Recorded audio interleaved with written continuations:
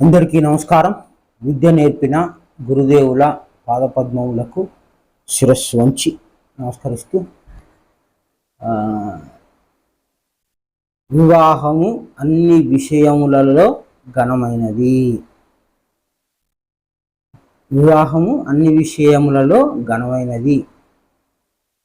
అది హెబ్రీ పత్రికల్లో ఉంటుంది. ఇది ప్రతి క్రైస్తవులు వాళ్ళ యొక్క వెడ్డింగ్ కార్డు మీద రాస్తుంటారు. దాని అర్థం తెలుసో తెలియదో మనకు తెలియదు. వివాహం అయిన తర్వాత పరిస్థితి ఎలా ఉంటుంది అంటే, ఒక ఉదాహరణ చూస్తే, దేవుడు ఒక వ్యక్తిని సృష్టించాడంట. ఒక మొత్తం తోట సృష్టించి అన్ని రకాల సౌకర్యాలతో అందమైన ఒక తోటను సృష్టించి, ఆ సృష్టింపబడిన దాంట్లో ఒక ఆదాం అనే ఒక వ్యక్తిని సృష్టించాడంట. సృష్టించి ఆ తోటలో ఆడుకోపో బిడ్డ అంటే మంచిగా హ్యాపీగా ఆడుకుంటాడు. కాసేపు ఆ చెట్టు కింద ఈ చెట్టు కింద ఆ పండ్లు ఈ పండ్లు తినుకొని హ్యాపీగా నిద్రపోతూ, ఎప్పుడు కొంతకాలం అయిన తర్వాత దిగాలుగా ఉంటాడంట. ఆ చెట్టు పట్టుకొని తండ్రి ఎప్పుడు పిలుస్తాడా, దేవుడు ఎప్పుడు పిలుస్తాడా అని బోరు కొట్టి ఆ చెట్టు కింద కాసేపు ఈ చెట్టు కింద కాసేపు ఉండి దిగాలుగా మానసికంగా ఏదో ఇబ్బందికరంగా ఉన్నాడంట. దేవుడు పిలవగానే ఎమ్మటే అలర్ట్ అయిపోయి తండ్రి అని పలికేవాడంట. ఈ విధంగా దేవుడు ఎప్పుడు పిలిచినా కూడా హుషారుగా పలికేవాడంట. దేవుడు ఎప్పుడు పిలుస్తాడా అని ఎదురుచూపులో ఉండే వ్యక్తిగా ఉండేవాడు ఆదాం. దేవుడు అతన్ని గమనించి, అయ్యో ఎవరు లేరు, ఒంటరిగా ఉన్నాడు, దిగాలుగా ఉంటాడు, నేను ఎప్పుడో పిలిచిన దాకా నా పిలుపు కొరకు ఎదురు చూస్తున్నాడు, సరే ఇతనికి ఒక తోడు ఏదైనా సృష్టిస్తే బాగుంటుంది అని ఆయనకు తోడుగా ఒక అవ్వ అనే అటువంటి ఆమెని సృష్టించి మీరిద్దరు తోటలో ఆడుకోండి మంచిగా హ్యాపీగా, కానీ పిలిచినప్పుడు పలకాలు సుమా అన్నాడంట.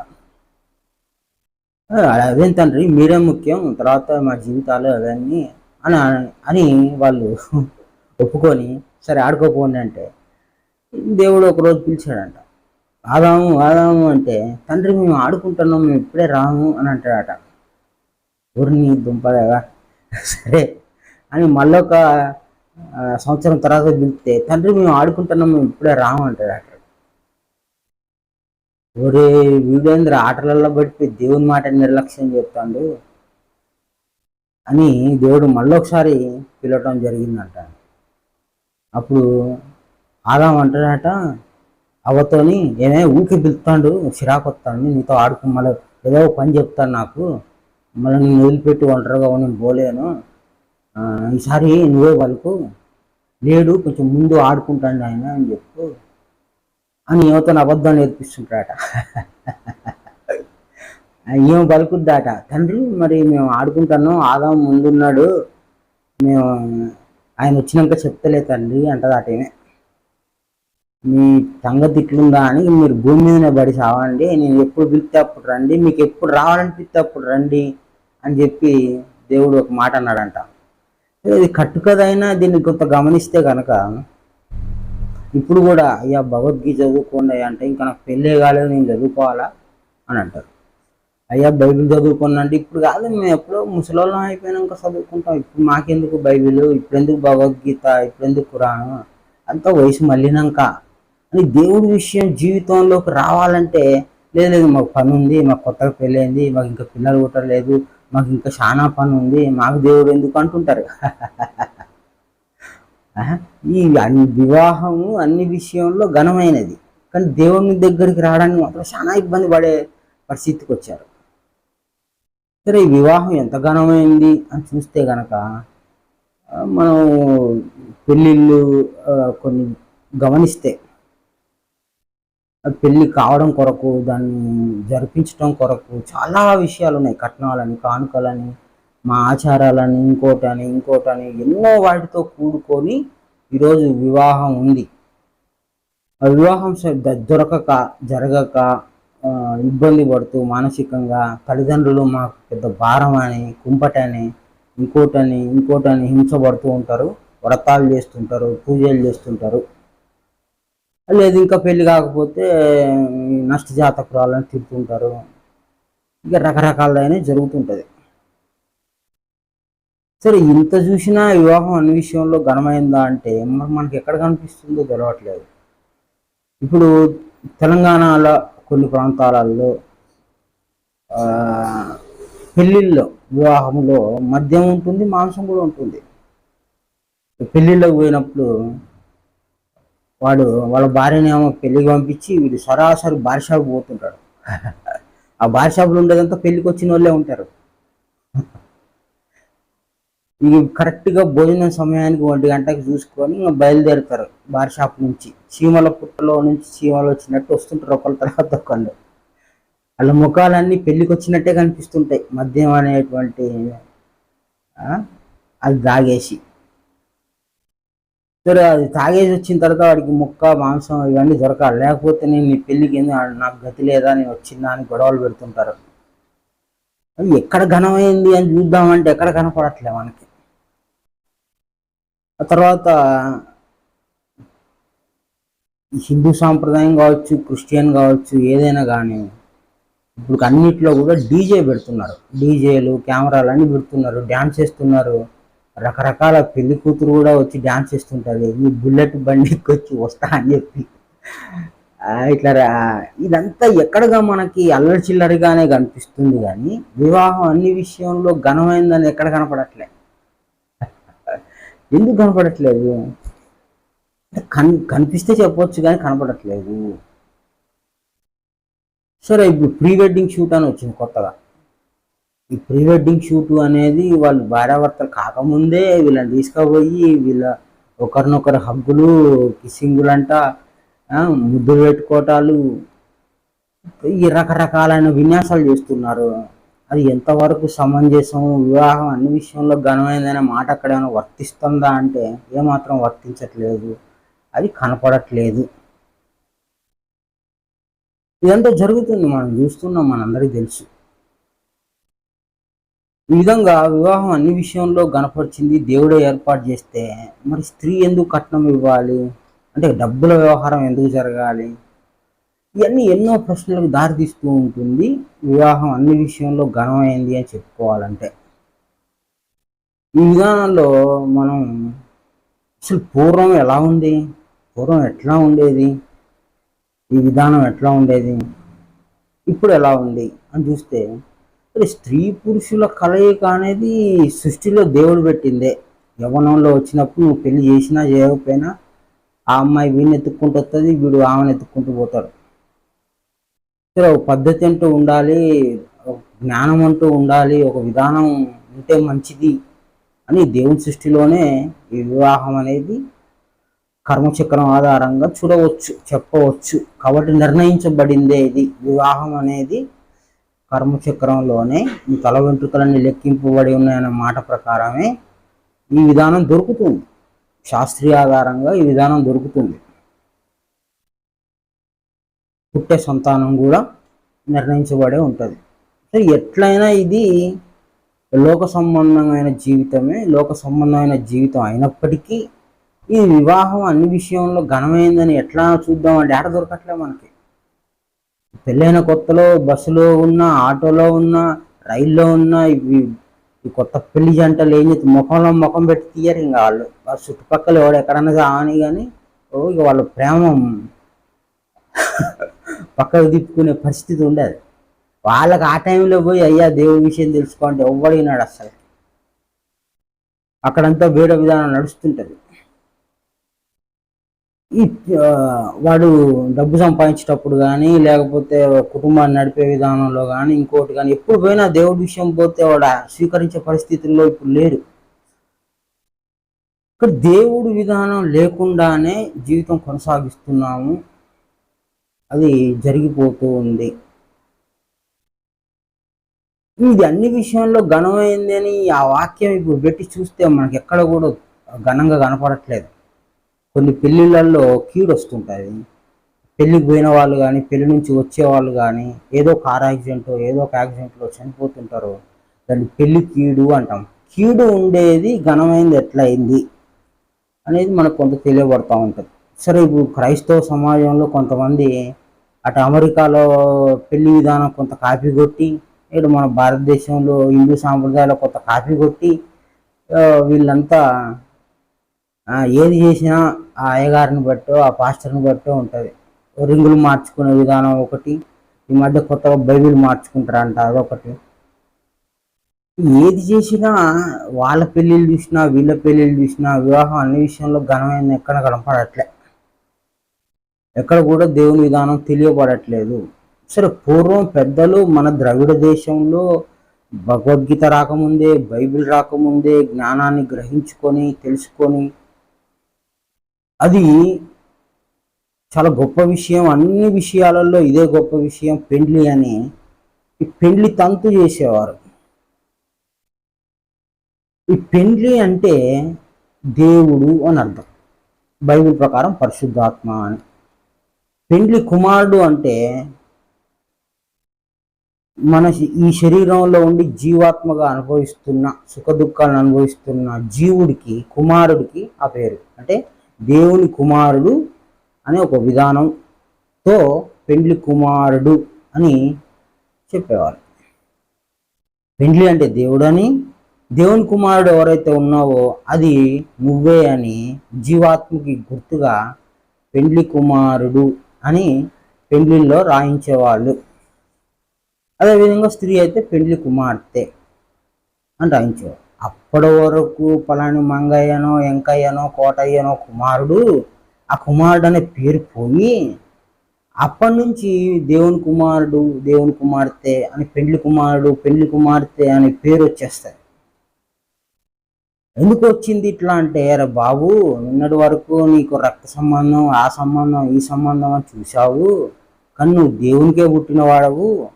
నీ పేరు కుమారుడు బైబిల్ ప్రకారం అయితే, భగవద్గీత ప్రకారం అయితే క్షరుడు, ఖురాన్ ప్రకారం అయితే తోలబడేవాడు. కనుక నీ స్థితి నువ్వు తెలుసుకో. నువ్వు దేవుని చేత పుట్టినవాడువే కానీ మనుషుల వల్ల పుట్టినవాడు కాదు అని పూర్వం పెద్దలు, జ్ఞానం తెలిసిన పెద్దలు పెండ్లి కుమారుణ్ణి చేసేవారు. అంటే పెళ్లి కుమారుణ్ణి చేయటం అంటే వానికి పౌడర్ వేసో వానికి ఇంకోటి వేసో కాదు. జ్ఞానం చెప్పి వాణ్ణి నువ్వు జీవాత్మవు, నువ్వు కుమారుడవు. బైబిల్లో కుమారుడు అనే దేవుడు పెట్టాడు పేరు. అంటే పరిశుద్ధాత్మ కుమారుడు ఎవరు? ఈ శరీరంలో ఉండి కష్ట సుఖాలను అనుభవించేవాడు.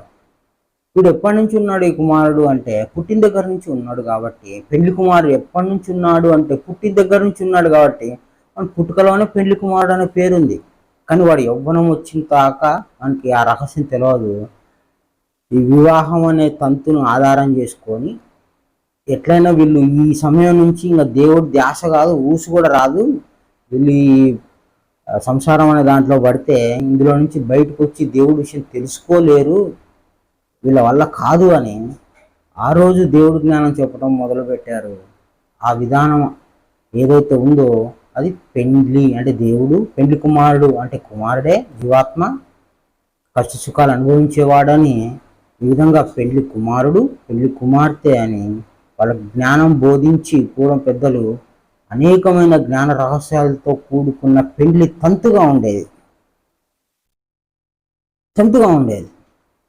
సరే, ఇప్పుడు మనకు పెండ్లి అంటే దేవుడని, పెళ్లి కుమారుడు అంటే జీవాత్మ అని తెలిసిపోయింది. కోడి పెళ్లి కొడుకుంటాడు, ఇది క్రైస్తవ సమాజంలో తెలియదు, హిందూ సమాజంలో తెలుసు కానీ అర్థం తెలియదు.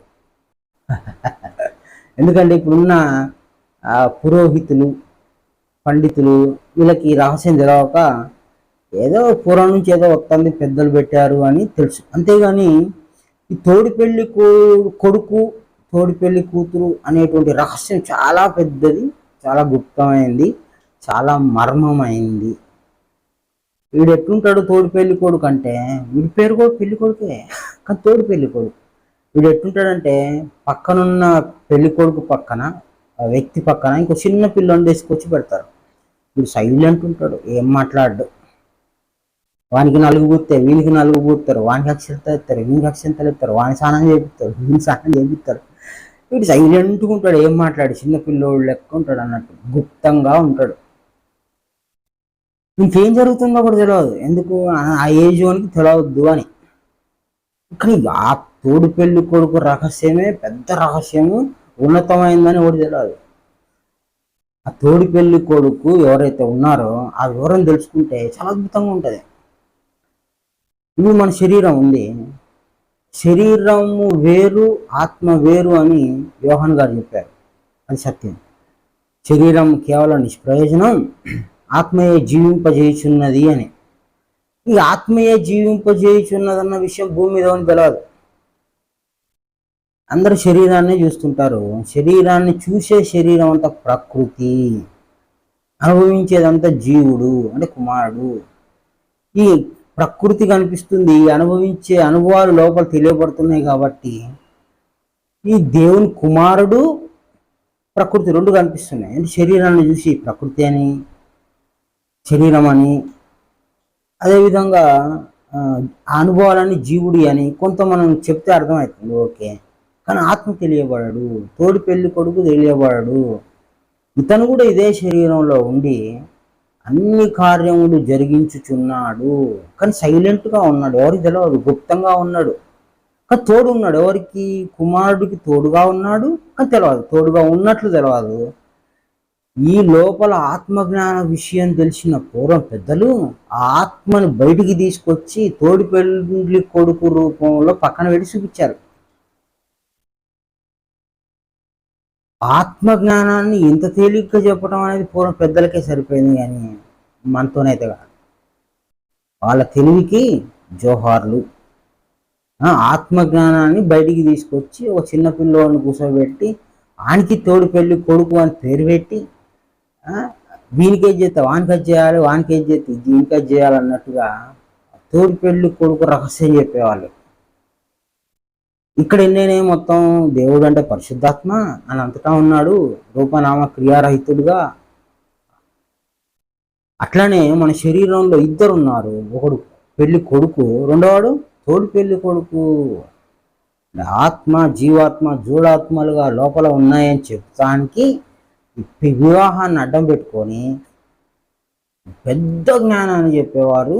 సృష్టిలో దాగి ఉన్న అతిపెద్ద రహస్యాన్ని ఏదైతే క్రీస్తు చెప్పాడో, పరిశుద్ధాత్మ తండ్రి కుమారుడు అని ఏదైతే రహస్యం చెప్పాడో, అదేవిధంగా బైబిల్లో భగవద్గీతలో పురుషోత్తముడు, అక్షరుడు, క్షరుడు అని 3 భాగాలుగా దేవుడు ఎట్లా ఉన్నాడో ఆ విధానాన్ని, తోలబడేవాడు తోలేవాడు సాక్ష్యం ఇచ్చేవాడు అనేటువంటి ఖురాన్లో చెప్పిన మాట జ్ఞానాన్ని పూర్వం పెద్దలు ఎవరు వాళ్ళకి ఎట్లా తెలిసిందేమో కానీ ఆ జ్ఞానులు ఈ 3 ఆత్మల విషయాన్ని పసిగట్టి పెళ్ళి అనేది పెట్టి ఆచరించారు. వాళ్ళు జ్ఞానం తెలుసుకోవటం కదా, ఆచరించారు.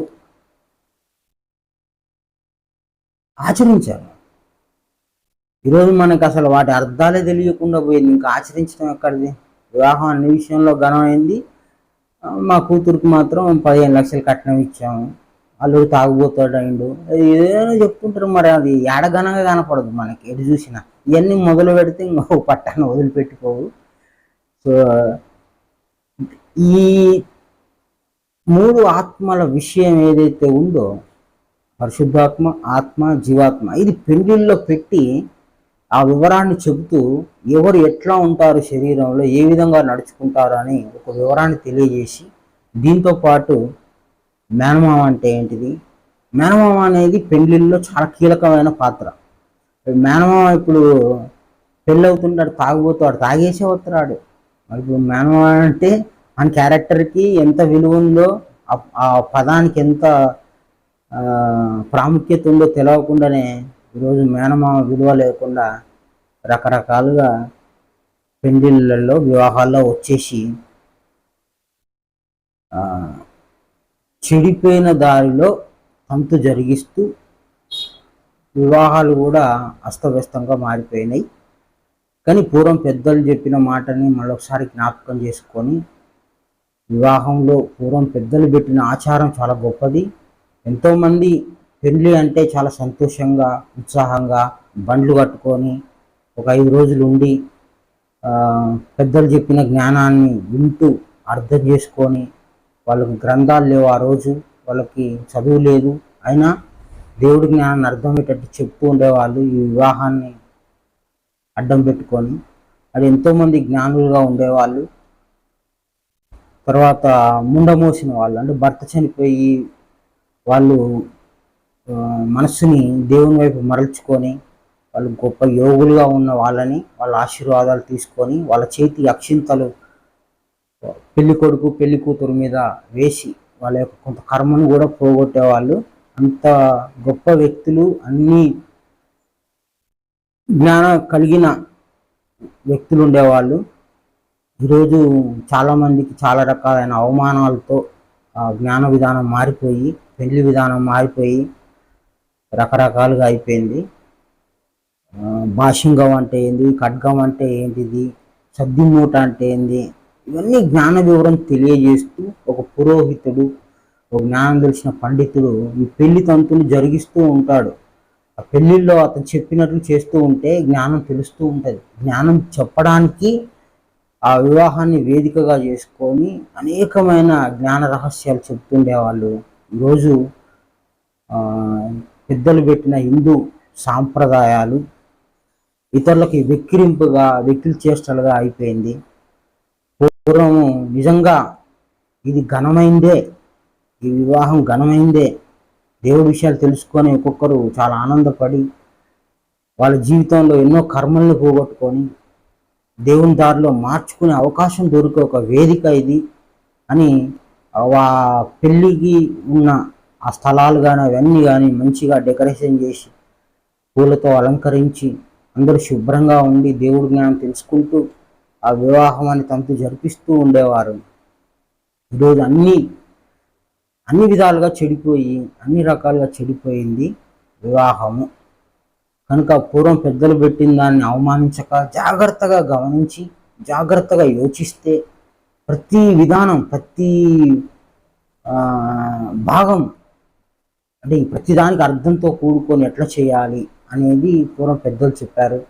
ఆ విధానం ఒక గ్రంథంలో ఉంది. ఆ గ్రంథమే హిందూ సాంప్రదాయాలు.